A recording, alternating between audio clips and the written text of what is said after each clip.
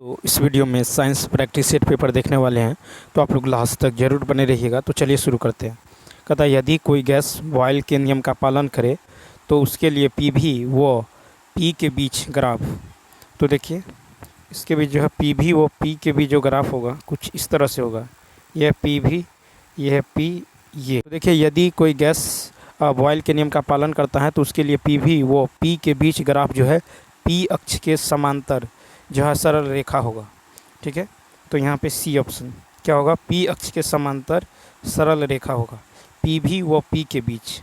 ठीक है, उसके बाद देखिए पी भी और भी के बीच जो ग्राफ होगा कुछ इस तरह से होगा। ठीक, उसके बाद देखिए यहाँ पे, उसके बाद देखिए ये है भी और ये है आई बाई पी, तो इसके बीच ग्राफ कुछ इस तरह से होगा, यह स्लोप। उसके बाद देखिए ये है पी और ये है आई बाई भी। ठीक, इसके बीच ग्राफ इस तरह से होगा, स्लोप है। उसके बाद देखिए ये रहा भी, ये रहा पी, इसके बीच ग्राफ इस तरह से होगा, पी और भी और पी के बीच।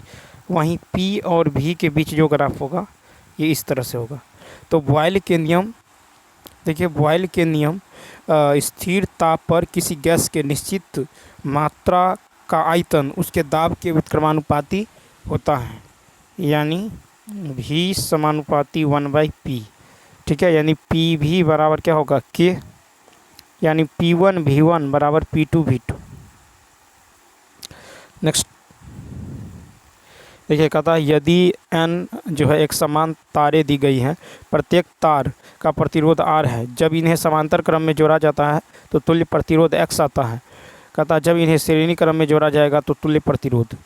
तो देखिए यहाँ पे जो है समांतर क्रम में तुल्य प्रतिरोध X है, तारों की संख्या n है, प्रत्येक का प्रतिरोध R है, तो समांतर क्रम में तुल्य प्रतिरोध 1/RP बराबर 1/R1 plus 1/R2 plus dot dot dot n terms तक।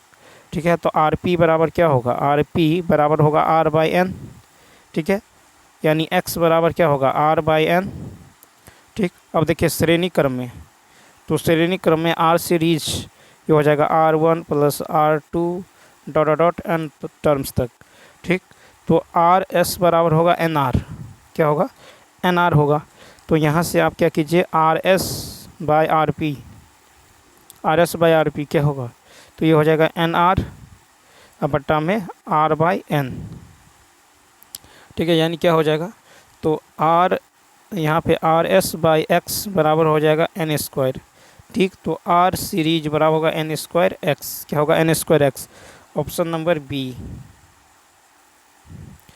कहता है कि एक प्रकाश किरण निर्वात से अपवर्तनांक n के माध्यम में जाती हैं। ठीक है, फिर कहता है कि अपवर्तन कोण आपतन कोण का आधा है, तो आपतन कोण होगा।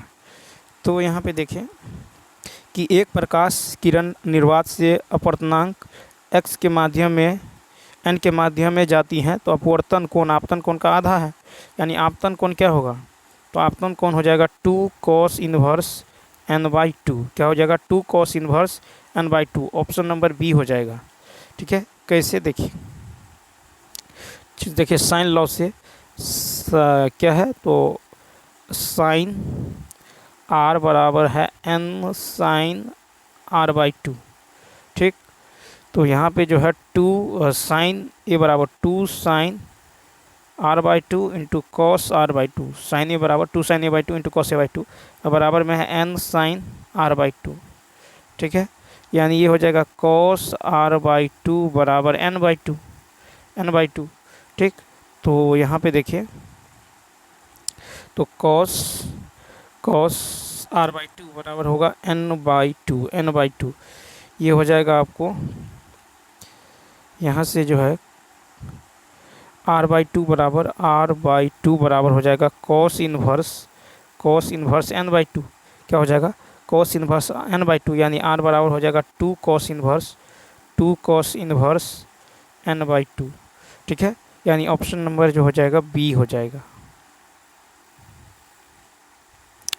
अब यहाँ पे यदि आप देखें इसमें कह क्या रहा था, देखिए ये है कुछ इस तरह से, ये है निर्वात, देखिए ये है R।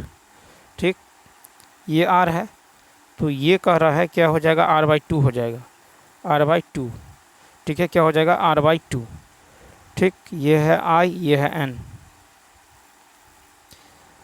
एक तुल्यकालिक रिले उपग्रह टीवी सिग्नल को परावर्तित करता है तथा संचार के एक कोने से दूसरे कोने तक टीवी कार्यक्रमों का जो है संचार करता है। क्योंकि इसका, तो यहाँ पे यदि देखें तो क्योंकि इसका जो है परिक्रमण काल पृथ्वी के अपनी अक्ष के परितः घूर्णन काल के बराबर होता है। तो एक तुल्यकालिक रिले उपग्रह टीवी सिग्नल को परावर्तित करता है तथा संसार के एक कोने से दूसरे कोने तक टीवी कार्यक्रमों का संचार करता है। क्योंकि इसका परिक्रमण काल जो है वो पृथ्वी के अपनी अक्ष के परितः घूर्णन काल से बराबर होता है। ठीक है, संचार प्रणाली में प्रेषक द्वारा प्रेषित विद्युत चुंबकीय तरंगें अपनी आवृत्ति रेंज के अनुसार अभिग्राही तक पहुँचने के लिए 3 अलग अलग जो तरीक़ों से यात्रा करती है। एक तो भू तरंग या पृष्ठीय तरंग संचरण जो है 2 किलोहर्ट्ज़ से होता है 2 मेगाहर्ट्ज़। ठीक है, MHz। एक जो होता है आपको देखिए व्योम तरंग, इसका संचरण या आयन मंडल संचरण होता है 2 MHz से, ये होता है 30 MHz तक। और तीसरा होता है आकाशीय तरंग संचरण, इसका होता है 30 MHz से, ठीक है, मेगाहर्ट्ज़ से 400 मेगाहर्ट्ज़। ठीक, उसके बाद देखिए भू तुल्यकालिक कक्षाओं की कुछ विशेषता है कि कक्षा जो है गोलाकार नहीं होता है और कक्षा विषुवतीय तल में नहीं है, अर्थात भू जो है भूमध्य रेखा के ठीक ऊपर या झुकी हुई कक्षा में है। फिर उपग्रह का कोणीय वेग पृथ्वी के कोणीय वेग के बराबर है। परिक्रमण की जो अवधि पृथ्वी के घूर्णन की अवधि के बराबर है और कई भू समकालिक कक्षाएं हैं। देखिए कहता है कि कौन जो है अशुद्ध है, तो ए ऑप्शन। तो किसी बर्तन के भरे द्रव का दाब सभी बिंदुओं पर समान रहता है, ये कथन अशुद्ध है। द्रव का दाब समान लंबवत गहराई पर सभी बिंदुओं पर समान होता है। किसी क्षैतिज तल में द्रव का दाब सभी बिंदुओं पर समान होता है। किसी तल पर द्रव का दाब क्षेत्रफल पर निर्भर नहीं करता है। द्रव का दाब जो होता है ये होता है ρgh, जहाँ P दाब है, रो जो है द्रव का घनत्व है, G जो है गुरुत्व त्वरण है और H जो है ऊपर तल से गहराई है। द्रव के ऊपरी मुक्त तल पर द्रव का दाब 0 होता है। ठीक है, तो बर्तन से भरे द्रव का दाब सभी बिंदु पर समान होता है, ये कथन। एक समान विद्युत क्षेत्र एवं चुंबकीय क्षेत्र एक ही दिशा में कार्य कर रहे हैं। एक इलेक्ट्रॉन को इसी दिशा में प्रक्षेपित किया जाता है, तब सी ऑप्शन इलेक्ट्रॉन का वेग घट जाएगा।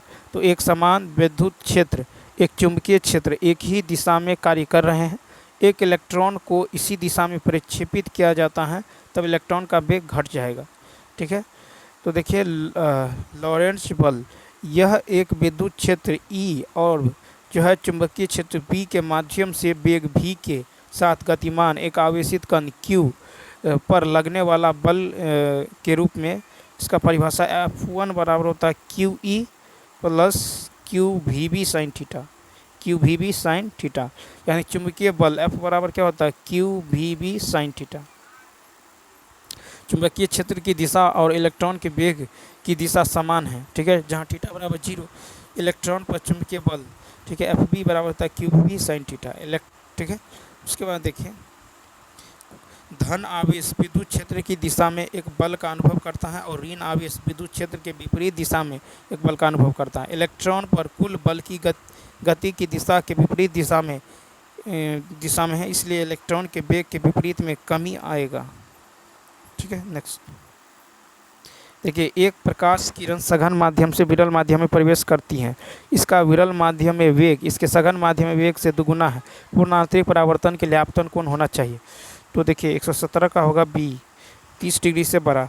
तो एक प्रकाश जो है किरण सघन माध्यम से विरल माध्यम में प्रवेश करती है। इसका विरल जो है माध्यम में वेग इसके सघन माध्यम में वेग से दुगुना है। पूर्ण आंतरिक परावर्तन के लिए आपतन कोण 30 डिग्री से बड़ा होना चाहिए।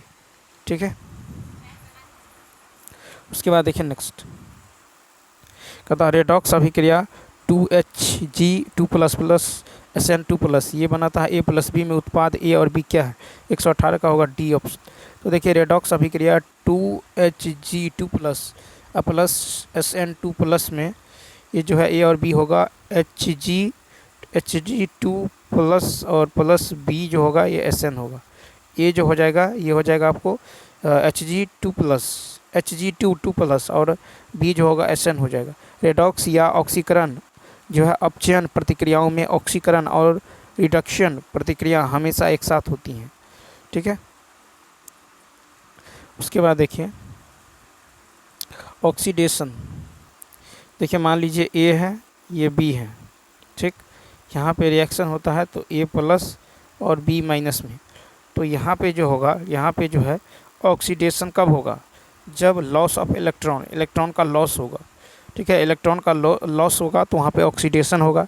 यदि यहाँ पे देखिए जब रिडक्शन कब होगा, जब गेन ऑफ इलेक्ट्रॉन, जब इलेक्ट्रॉन गेन करेगा तो ये होता है रिडक्शन। रेडॉक्स अभिक्रिया जो है, रेडॉक्स अभिक्रिया के प्रकार है जैसे अपघटन अभिक्रिया, संयोजन अभिक्रिया, विस्थापन अभिक्रिया और अनुपातहीन अभिक्रिया।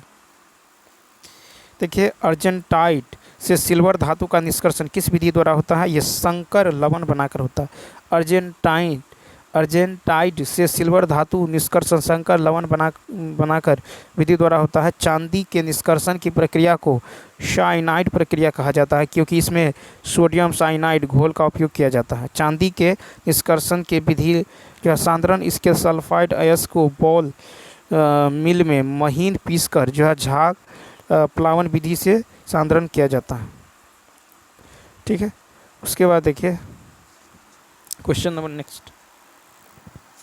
120 कहता सीमेंट में जिप्सम क्यों मिलाया जाता है। तो देखिए सीमेंट के जमने की दर को धीमी करने के लिए, सीमेंट में जिप्सम मिलाने से सीमेंट की जमने की दर धीमी हो जाती है। कैल्शियम क्लोराइड को सीमेंट का जमने की दर, कैल्शियम क्लोराइड से सीमेंट का जमने की दर बढ़ जाती है। सीमेंट की जमने की दर को धीमी करने वाले पदार्थ है कैल्शियम सल्फेट, ठीक है, टार्ट्रिक एसिड, ठीक है। उसके बाद है संगार, स्टार्च, ग्लूकोज और उसके बाद है आपको जैव पिच। सीमेंट के जमने की दर को बढ़ाने वाला है calcium chloride, silicate, fluoro silicate, ठीक है। उसके बाद देखिए सीमेंट में एयर जो है इंटर्निंग एडमिक्सचर के रूप में आप वुड रिजाइन यूज़ कर सकते हैं, ठीक है। एल्युमिनियम पाउडर यूज कर सकते हैं, हाइड्रोजन परऑक्साइड। नेक्स्ट कहता है कि नाभिकीय अभिक्रिया, सही नाभिकीय अभिक्रिया है तो बी ऑप्शन, यानी 11Na23 + 1H1 ये बनाएगा 10Ne20, ठीक है, प्लस 2He4, ठीक है। तो ऑप्शन नंबर बी हो जाएगा। नाभिकीय अभिक्रिया की विशेषता है कि नाभिकीय अभिक्रिया नाभिक के अंदर ही होती है। परमाणु अभिक्रियाओं के दौरान परमाणुओं के नाभिक पूरी तरह से बदल जाते हैं और नए तत्वों का निर्माण होता है। परमाणु प्रक्रियाओं के दौरान पुराने बंधों का टूटना तथा नए बंधों का निर्माण जैसी कोई गतिविधि शामिल नहीं होती है। जब किसी परमाणु का नाभिक परमाणु प्रक्रियाओं के माध्यम से जो है हल्के नाभिक में विभाजित हो जाता है तो इस प्रक्रिया को परमाणु विखंडन कहा जाता है। नाभिकीय संलयन अभिक्रिया में दो हल्के नाभिक मिलकर एक भारी नाभिक बनाते हैं। तो एक देखिए एक यौगिक, एक कार्बनिक यौगिक में CHN और N और Cl है। यौगिक को सोडियम धातु के साथ संकलित करने पर कौन सा पदार्थ बनते हैं, तो सी ऑप्शन, ठीक है। क्या बनेगा, NaCN और NaCl बनेगा। तो लेशन परीक्षण एक जो है कार्बनिक यौगिक में हैलोजन, नाइट्रोजन और सल्फर का पता लगाने के लिए एक जो है सामान्य परीक्षण है, ठीक है। तो यहाँ पे C + N ये Na से बनेगा तो संलग्न होगा, ये बनाएगा NaCN, क्या बनाएगा NaCN। फिर C + Cl + Na ये बना देगा आपको NaCl, ठीक। लेसेन परीक्षण में एशियाई नीला रंग जो है नाइट्रोजन की उपस्थिति को, देखिए लेसेन परीक्षण में परोसियाई नीला रंग जो है नाइट्रोजन की उपस्थिति को इंगित करता है, लाल रंग सल्फर की उपस्थिति को इंगित करता है। फिर CH3 CH2OH NaCH3I की उपस्थिति में A और B जो है अभिक्रियाओं के इस क्रम में उत्पाद क्या है। तो यहाँ पे देखें ये जो है तो यहाँ पे भी उत्पाद होगा CH3CH2OCH3, ठीक है, यानी ऑप्शन नंबर बी हो जाएगा। नेक्स्ट देखिएगा था कौन सा क्रम ऑक्सीजन की ऑक्सीकरण संख्या घटने के अनुसार है। तो यहाँ पे देखिए, यहाँ पे यदि लेंगे तो ऑक्सीकरण ऑक्सीजन की, तो यहाँ पे क्या होगा 2 इंटू फ्लोरीन का होता है -1 प्लस ऑक्सीजन का मान लेते हैं x बराबर 0, तो x बराबर कितना निकल गया +2, ठीक। तो यहाँ पे निकल गया +2, ठीक। उसके बाद देखिए यहाँ पे ऑक्सीजन का कितना होता है +2, यहाँ भी निकला था +2, ठीक। उसके बाद यदि आप देखेंगे H2O2 में तो हाइड्रोजन का कितना होता है, हाइड्रोजन का होता है 1, ठीक, और +2x, ये हो जाएगा 0 के बराबर, तो x बराबर -1 हो जाएगा, ठीक है। उसके बाद देखिए NaOCl में यदि देखिएगा तो सोडियम का होता है +1 प्लस x, और क्लोरीन का तो यहाँ पे सोडियम का देखिए क्लोरीन का कितना होगा, तो क्लोरीन का हो जाएगा आपको 1, तो n बराबर 0, तो x का मान -2, यानी ऑप्शन नंबर ए हो जाएगा, ठीक है। नेक्स्ट देखिए कहता कोशिका चक्र किस क्रम में होता है, बी ऑप्शन।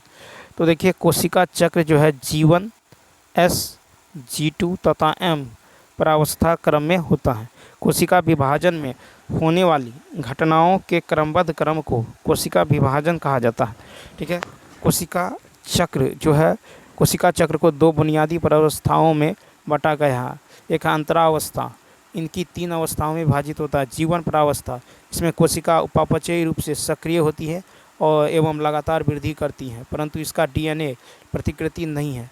एस परावस्था, तो यह जो है उस अवधि को चित्रित करती है जिसमें के दौरान DNA संश्लेषण या प्रतिकृतिकरण होता है। इस दौरान जब प्रति कोशिका DNA की मात्रा दुगुनी हो जाती है। G2 परावस्था, इस दौरान जो है प्रोटीन को माइटोसिस की तैयारी में संश्लेषित किया जाता है, जबकि कोशिका वृद्धि जारी रहता है। M परावस्था, यह जो है उस अवस्था या प्रतिनिधित्व करती है जब वास्तविक कोशिका विभाजन होता है।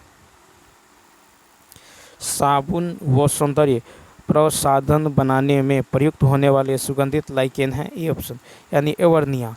तो साबुन और सौंदर्य प्रसाधन बनाने में प्रयुक्त होने वाले सुगंधित लाइकेन एवर्निया तथा रामालिना है, ठीक है। लाइकेन का आर्थिक महत्व यदि देखें तो भोजन के रूप में जो पारमेलिया की कुछ जातियां मनुष्य द्वारा भोजन के रूप में प्रयोग की जाती हैं। औषधि के रूप में यदि देखेंगे तो आस्निया तथा क्लेडोनिया की जातियों से प्राप्त जो है यूसनिक अम्ल प्रतिजैवी पदार्थों के रूप में उपयोग किया जाता है। सुगंध के रूप में जो है रेमेलिना एवं एवर्निया का प्रयोग तेल, क्रीम आदि को सुगंधित करने के लिए किया जाता है। तो साबुन व सौंदर्य प्रसाधन में उपयोग होता है एवर्निया तथा रामालिना। कहता सही मिलान है, तो ए ऑप्शन, पान आरोही जड़े। तो पान आरोही जड़े सही मिलान है।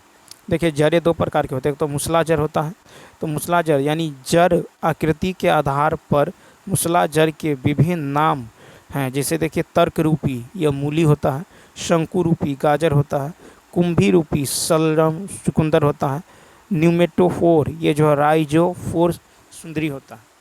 उसके बाद है आपको अपस्थानिक जड़, इसके विभिन्न प्रकार हैं, जैसे पुलकित जड़ें ये डहलिया होता है, ग्रंथिल जड़ें ये जो है आम हल्दी, ठीक है, मणिकामय जड़ें ये होता है अंगूर, ठीक है, कोला फिर है अंगूर। उसके बाद गार्ड, उसके बाद देखिए स्तंभ मूल जो होता है बरगद, इंडियन रबर,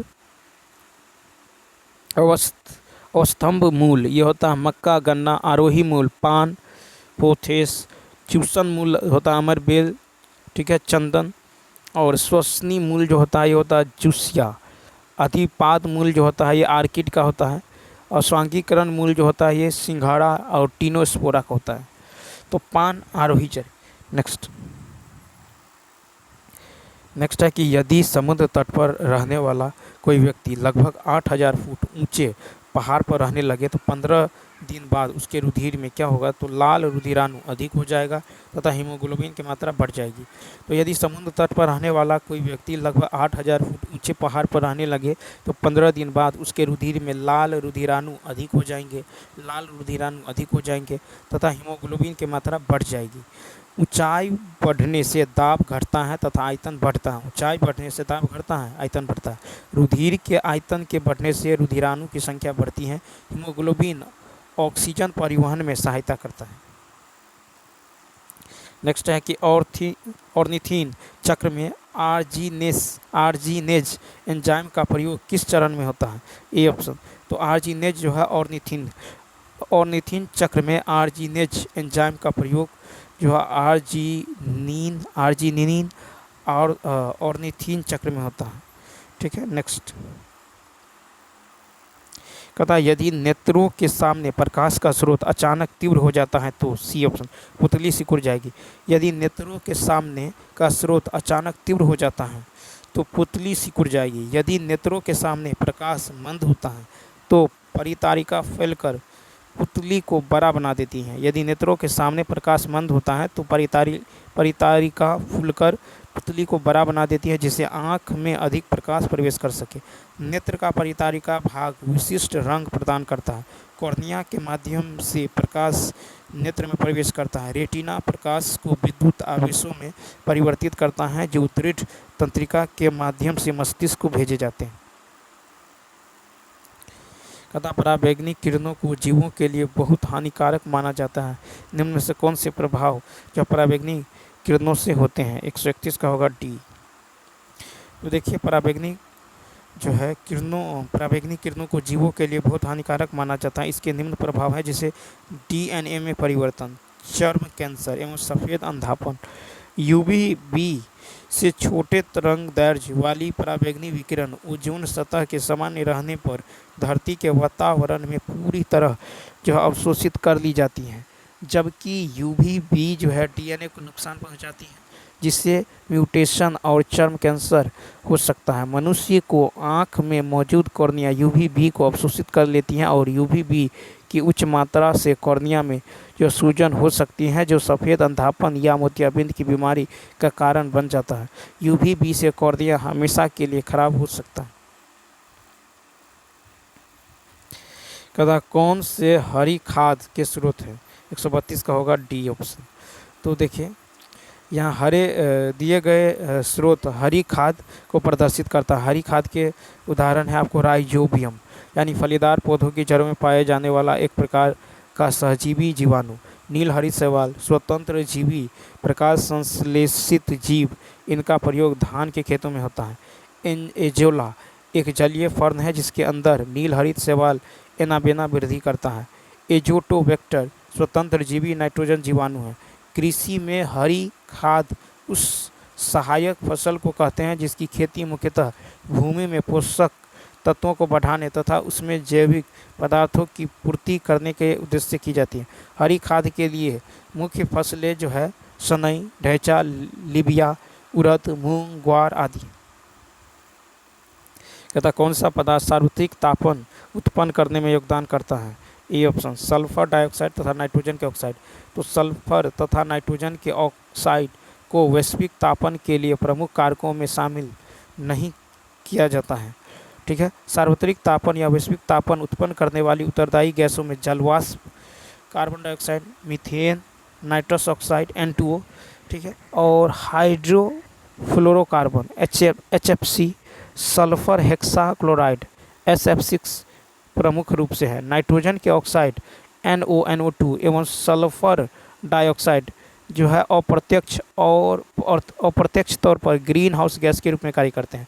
वस्तुतः नाइट्रोजन के ऑक्साइड क्षोभमंडलीय ओजोन के निर्माण में सहायक होते हैं जो कि एक ग्रीन हाउस गैस हैं तथा सल्फर डाइऑक्साइड एरोसोल के माध्यम से ग्लोबल वार्मिंग को बढ़ाता है। सल्फर व नाइट्रोजन के ऑक्साइड को ग्रीन हाउस गैस के रूप में इसलिए नहीं माना जाता क्योंकि वह अवरक्त विकिरणों को नहीं रोकती हैं। इसके अतिरिक्त कार्बन मोनोऑक्साइड व गैर मीथेन वाष्पशील कार्बनिक यौगिक भी एक जो है अप्रत्यक्ष ग्रीन हाउस गैस है। तो कहता है कि सार्वत्रिक तापन उत्पन्न करने में योगदान नहीं करता सल्फर डाइऑक्साइड और नाइट्रोजन के ऑक्साइड। ट्रिपल एंटीजन एक वैक्सीन है, किसकी रोकथाम के लिए दिया जाता है? बी ऑप्शन, टिटेनस, खांसी और डिप्थीरिया। तो ट्रिपल एंटीजन एक वैक्सीन है जो टिटेनस, खांसी, डिप्थीरिया की रोकथाम के लिए दिया जाता है। BCG, बेसिलस कॉलमेट गुएरिन जो है टीबी से बचाने के लिए बच्चों को लगाया जाता है। टीके के प्रकार और रोग, तो देखिए निष्क्रिय टीके हेपेटाइटिस ए, फ्लू, पोलियो और रेबीज में। ठीक है, जीवित छीन टीके ये जो है रोटावायरस, चेचक, छोटी माता, खसरा, कंठमाला, रूबेला। mRNA टीके ये कोविड-19 में दिया गया। फिर है सब यूनिट पुनः संयोजक पॉलीसेकेराइड और संयुग्मित टीके, ये जो है हिब, दाद, काली खांसी, HDV, हेपेटाइटिस बी और न्यूमोकल हेतु। उसके बाद देखिए टॉक्साइड टीके, ये जो है डिप्थीरिया, धनुस्तंभ के लिए, और वो वायरल वेक्टर टीके ये कोविड-19 में दिया जाता है। कंडरा जोड़ती हैं, सी ऑप्शन, पेशी को हड्डी से। कंडरा पेशी को हड्डी से जोड़ती है। कंडरा पेशी को हड्डी से जोड़ती है। कंडरा पेशी को हड्डी से जोड़ती है। कंडरा तनाव झेलने में सक्षम होता है। कंडरा को कोशिकीय घटक विशेष फाइब्रोप्लास्ट कहते हैं। स्नायु जो है लिगामेंट्स जो है एक रेशेदार संयोजी ऊतक है जो हड्डी को हड्डी से जोड़ता है। स्नायु यानी लिगामेंट्स जो है हड्डी को हड्डी से जोड़ता है। कंडरा स्नायु की तरह कोलेजन से बना होता है। पेराटेनेन संपट और कंडरा के बीच की जगह को भरता है। नेक्स्ट कहता है हीरे को पारदर्शी तेल में डुबाने पर उसकी चमक पर क्या प्रभाव पड़ता है? ए ऑप्शन, कम कर देता है। तो इसमें हीरे तेल इंटरफेस का क्रांति कोण हीरे वायु इंटरफेस के क्रांति कोण से अधिक होता है। पारदर्शी तेल में डुबाने पर हीरे की चमक कम हो जाती है। फिर हीरे का अपर्तनांक 2.42 होता है। पूर्ण आंतरिक परावर्तन के कारण प्रकाश की किरणें एक बार जो है हीरे में प्रवेश करने के बाद उसी के अंदर ही घूमती रहती हैं और बाहर नहीं निकल पाती, इसलिए हीरा बहुत अधिक चमकदार है। हीरे का क्रांति कोण 24 होता है।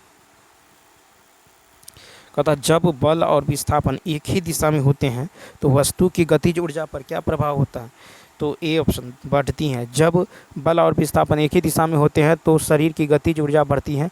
किसी वस्तु पर बल और विस्थापन के एक ही दिशा में होने पर कार्य महत्तम होता है। ठीक है, और यहाँ पे है कि कार्य ऊर्जा पर में से किसी वस्तु के गतिज ऊर्जा में परिवर्तन उस वस्तु द्वारा किया गया कार्य के बराबर होता है। ठीक है, तो W बराबर होता है 1/2 mv² - u²। फिर है कि वस्तु पर आरोपित बल की दिशा में विस्थापन होने पर कार्य के महत्तम होने पर गतिज ऊर्जा भी महत्तम होता है।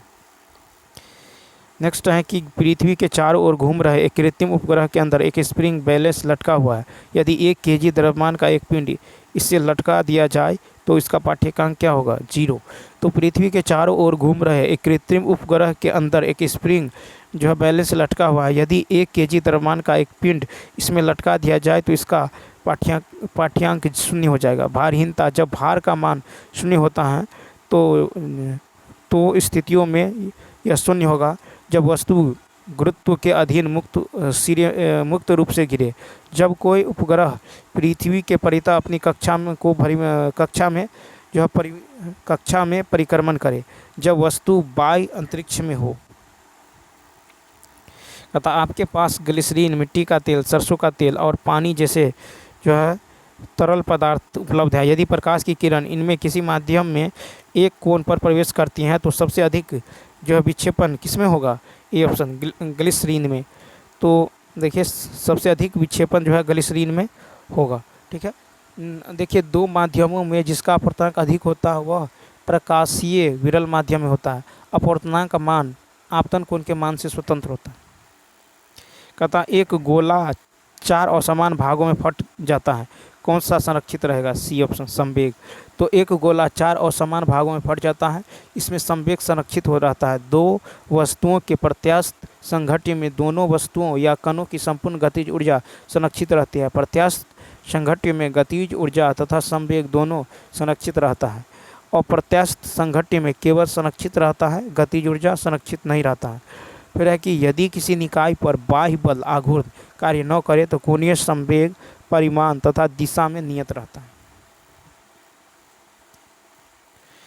कहता कौन सा जो है नीला लिटमस को लाल कर देगा, बी ऑप्शन HCl। तो देखिए HCl एक अम्ल है, यह नीले लिटमस पत्र को लाल में बदल देता है। ठीक है, तो लिटमस पत्र, ठीक है, अब देखिए लिटमस पत्र की यदि बात करें तो अम्लीय माध्यम में नीला लाल, ठीक है, नीला को लाल, और क्षारीय माध्यम में लाल को नीला। ठीक है, मेथिल ऑरेंज अम्लीय माध्यम में लाल और क्षारीय माध्यम में नीला होता है, मेथिल ऑरेंज। फिर फिनोफेथलीन, ये अम्लीय माध्यम में रंगीन और क्षारीय माध्यम में गुलाबी। हल्दी जो है अम्लीय माध्यम में पीला और क्षारीय माध्यम में लाल भूरा। चुकंदर अम्लीय माध्यम में लाल बैगनी और क्षारीय माध्यम में पीला। लाल गोभी का पत्ता, तो ये जो है अम्लीय माध्यम में लाल बैगनी, क्षारीय माध्यम में हरा। एसिड की क्षमता, तो ए ऑप्शन HF, एसिड की क्षमता HF less than HCl less than HBr less than HI। ठीक है, तो ये है, तो एसिड की क्षमता क्रम में बढ़ती हैं HF less than HCl, HBr और HI। अम्ल की क्षमता हाइड्रोजन बॉन्ड की क्षमता पर निर्भर करती है। हाइड्रोजन बॉन्ड की क्षमता जितनी कम होगी अम्ल उतना ही प्रबल होगा। HF में हाइड्रोजन बंध निर्बल तथा अम्ल प्रबल होता है। HI में हाइड्रोजन बंध निर्बल और अम्ल प्रबल होता है।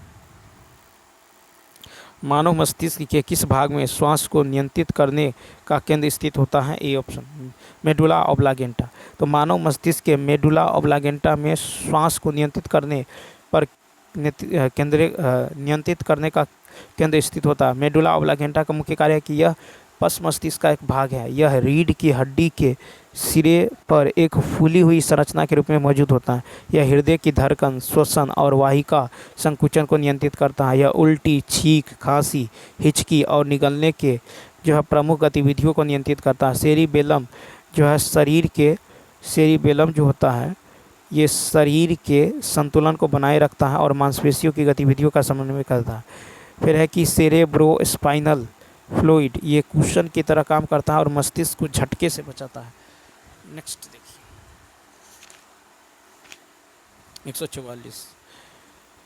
144 है कि पार्श्विक जो है फुसफुस का आवरण का निम्नलिखित में से कौन सा भाग जो है मानव डायफ्राम की ऊपरी सतह को कवर करता है, सी ऑप्शन यानी डायफ्रामिक फुसफुस।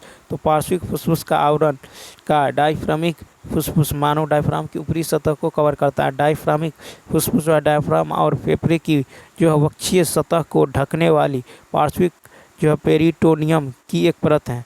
पेरिटोनियम में दो परतें होती हैं, एक तो सतही पार्श्विक परत और दूसरा होता है गहरी आंत की परत। फिर है कि पेरिटोनियल गुहा में ओमेटम, लिगामेंट्स और मेसेंट्री होते हैं। फिर है कि इंट्रापेरिटोनियल अंगों में पेट, प्लीहा, यकृत, ग्रहणी के पहले और चौथे भाग, जेजुनम, इलियम, अनुप्रस्थ और जो है सिग्मॉइड बृहदांत्र शामिल हैं। कौन सा एंटीऑक्सीडेंट नहीं है, सी ऑप्शन सेकेरिन।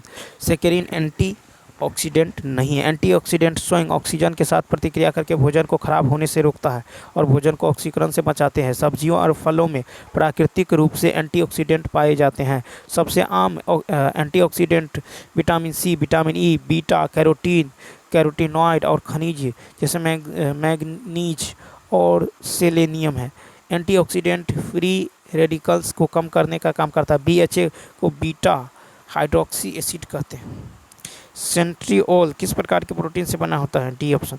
तो देखिए सेंट्रिओल जो है ट्यूबुलिन प्रोटीन एवं अल्फा बीटा डाइमेटिक प्रोटीन से बना होता है। सेंट्रोसोम एक कोशिका अंग है जिसमें बेलनाकार आकार की दो संरचनाएं होती हैं जिन्हें सेंट्रिओल्स कहा जाता है। सेंट्रिओल्स एक दूसरे के जो है लंबवत स्थिर होते हैं। सेंट्रिओल्स जो है ट्यूबुलिन प्रोटीन से बने होते हैं। सेंट्रिओल्स के कार्य है कि DNA रहित होने के बावजूद सेंट्रिओल्स नए सेंट्रिओल्स बनाने में सक्षम है। ये सूक्ष्म नलिकाएं निश्चित केंद्र बनाकर कोशिका विभाजन में सहायक हैं। फिर है कि दो सेंट्रिओल्स में से डिस्टल सेंट्रिओल्स पूंछ या अक्षीय फिलामेंट बनाता है। कहता कौन सा हार्मोन पार्श्व नरवोशा द्वारा स्रावित होता है? C option.